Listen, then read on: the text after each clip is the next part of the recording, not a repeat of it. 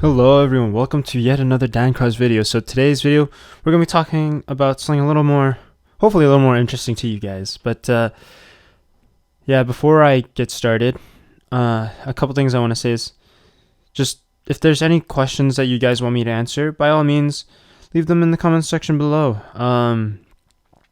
Any questions or any feedback that you guys might have for me. So that would always be appreciated, you guys. And yeah, let's just get right into the video. So today's video is something a little more interesting.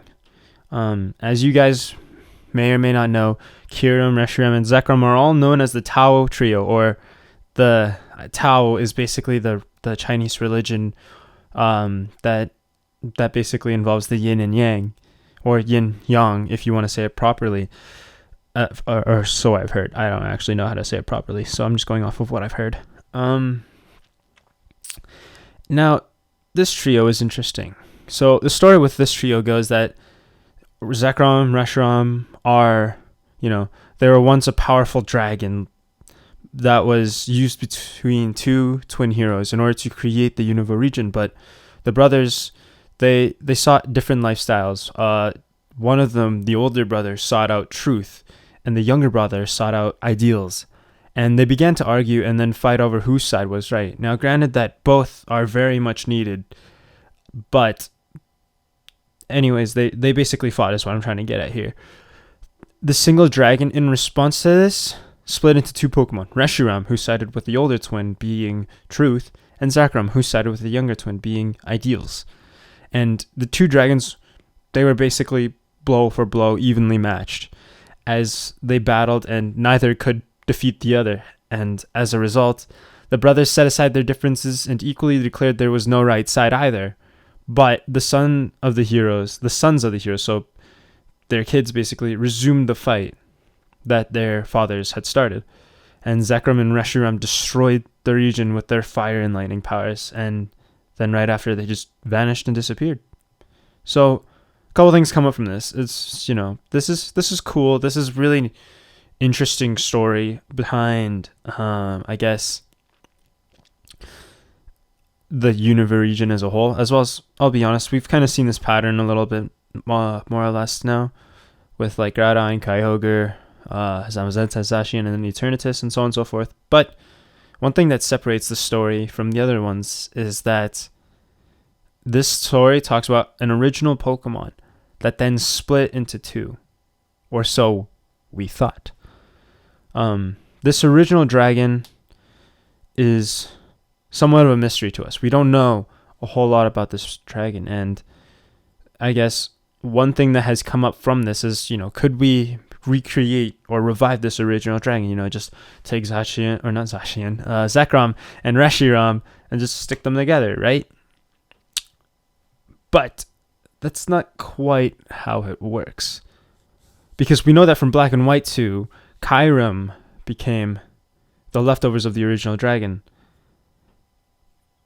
And Black and White 2 kind of answer this question of why we can't stick them together. Kind of. So as pretty much all of us know, Zekrom and Reshiram are based off of the yin and yang. While I won't go into immense and great detail about this simply because there's way too much to cover for little old me to cover in like a 3-minute video. I'm just kidding. This video is like 10 minutes. I can say that one element of the yin and yang symbol is that most people overlook is the Wuji, which for those of you who don't know, the Wuji or the Wuyi, I actually don't know how it's pronounced. I'm just kind of, yeah. Anyways, it's basically the empty circle that makes the symbol. It's that little ring that goes around the yin or the black portion and the white portion with the dots and the thing. Basically, I'm saying that it's the circle that is required to make the symbol, because without the circle, the symbol cannot exist. For reasons that the white part just doesn't become a circle. It's pretty it's pretty simple if you ask me. And in Black and White 2, the games themselves, this would be represented by Kiram. And this is really important because if you can remember to how in Black and White 2, you had to use the DNA splicer to fuse Kyurem with one of the other two legendaries. But notice how when you use the DNA splicer, you could only specifically fuse Kyurem with Reshiram or Zekrom, but not both at the same time.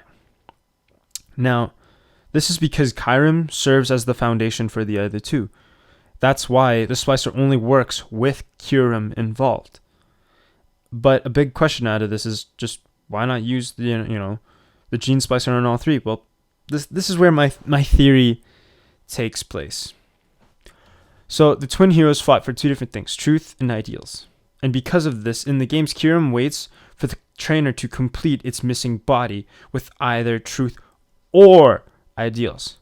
Now, I studied a little bit of logic during my time in school, and basically whenever the word or is used, it means that one or the other, I guess, requirement needs to have been met. So it's A or B need to have been met for C to be true. But that also means that both A and B can be true for C to be true. So it's if A is true, C is true. If B is true, C is true. Or the final option being if A and B are true, then C is also true. So why doesn't this apply to, Reshiram and Zekrom? Why can't this happen? Because it says truth or ideals, meaning it could have been Zekrom, Reshiram, or both of them, as a matter of fact. And this is where the Pokemon theory in the Pokemon world comes in. Because in the theory that I come up for this is that Reshiram and Zekrom both previously battle after the battle that they previously had after the split of the original dragon destroying the Unova region. Wait, that English didn't make any sense. Hold on a minute here. So Zekrom and Reshiram, they battled and completely decimated the Unova region. It was just destroyed. Now, my theory is that, well, one of them at least, is that Zekrom and Reshiram knew this and therefore decided to, or I guess consciously refused to combine with Kyurem again, like all three of them, in order to create the original dragon, because they know of just the fear devastation that something like that can bring. Having said that, though, that isn't exactly all that logical, because we've seen in the games that it's not a matter of will, because you can literally just aim the DNA splicer and Kyurem will do its thing and then fuse with one or the other, right? So why is it then that the original dragon is such a mystery, and that potentially we couldn't recreate, or actually, depending on how you look at it, potentially how we could recreate the original dragon?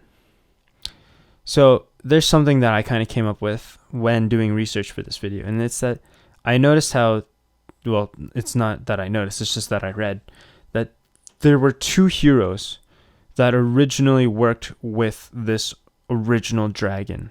Two heroes. But because of the two heroes, the dragon split. Now, my theory for at least how we could potentially recreate the original dragon and what's stopping us from the original dragon is that there is a need for those two trainers, or at least trainers similar that would fulfill the roles of the two twin heroes that from the original story. And the reason I say that is because, multiple times, like less so in the games, but very much so in like the things like the manga and the anime, the bond between your Pokemon is immense. It means so much. Like, just take a look at Ash Greninja, for crying out loud. Like, basically a new Mega Evolution was created specifically because of the bond that Greninja and Ash had. And I think that something like that is similar in this case, in that we need, if we wanted to recreate the original dragon, we would need two trainers that bonded and resonated with the two legendaries. But on top of that, we also need a third trainer that can bring both of them together. And the reason I say this is because we know that Kyurem is the leftover pieces, right? And Kyurem, as it says in Black and White 2, it says that it's waiting for a trainer to fill it with truth or ideals, right? And if we could get a trainer that bonds the three of them together, or trainers that bond the three of them together, finally, I think that it would be enough to mend the broken bridges that the three Pokemon had when they were the original dragon. And I think that this could solve, the mystery of the original dragon. What does he look like? What does he do? What's his typing? What's its name, for crying out loud? And things like that, right? But, I mean, I don't know if y'all noticed, legendaries don't typically bond with trainers like forever, right?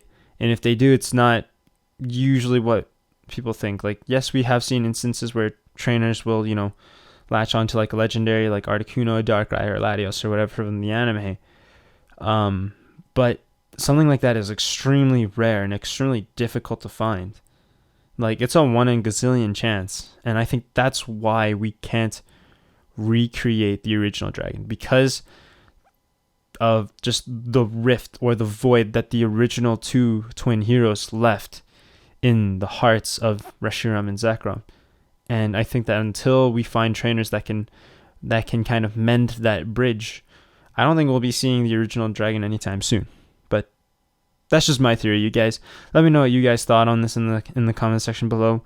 This theory was really hard to research because I tried. I had to look into religion for this one. I didn't enjoy that. So if you guys enjoyed this video, please give it a thumbs up. If you didn't enjoy the video, leave some feedback why. And yeah, share the video, comment your thoughts, and subscribe to the channel. Anyways, I'm done talking. I'm done rambling. I'll see you guys all later. Peace.